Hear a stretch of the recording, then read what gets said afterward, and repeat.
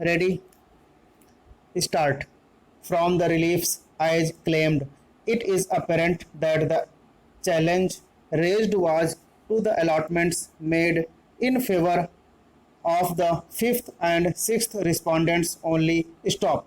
We are constrained to note this on account of the fact that Sri Ojha had in the course of his oral submissions contended that not just the allotments made in favor of the fifth and sixth respondents but also various other allotments had been made in violation of the policy of the corporation and in any view of the matter in breach of the mandate of Article 14. Stop. However, no details of these alleged allotments were disclosed either in the writ petition or in the subsequent rejoinder affidavit which was filed on behalf of the petitioner. Stop. It is in the above backdrop that we now proceed to note the rival contentions. Stop. Para.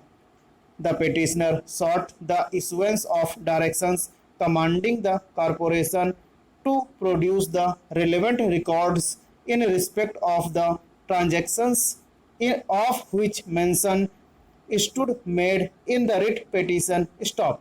In the writ petition, it was averred that the allotments of large tracts of land was being made in utter violation of the principles which must inform a decision of an instrumentality of the state which proceeds to distribute. Stop. These allegations, as noted above, were primarily made in respect of the allotments made in favor of the fifth and sixth respondents. Stop. It was averred that initially the allotment was made in favor of the fifth respondent on 29th August 2016 without any advertisement having been issued by the corporation inviting offers from interested parties. Stop.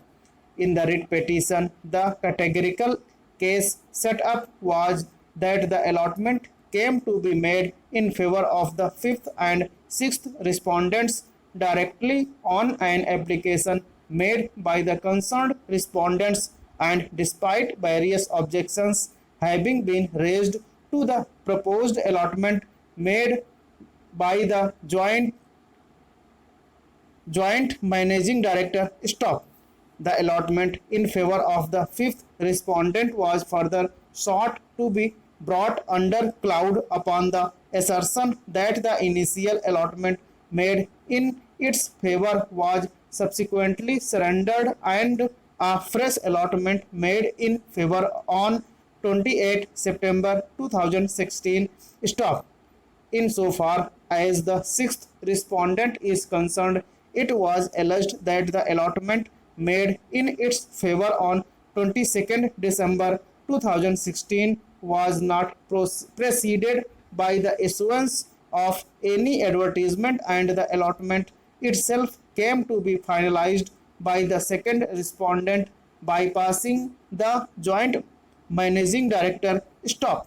A further reading of paragraph 25 onwards of the writ petition carry the allegation of the petitioner against various acts of misfeasance committed by the second respondent.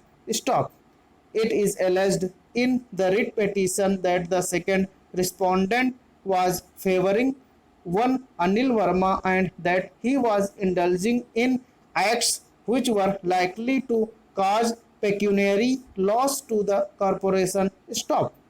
The allegations as contained in the writ petition thereafter swayed towards the working and conduct of certain other officers and employees of the corporation, the transfers being made by the second respondent. Stop.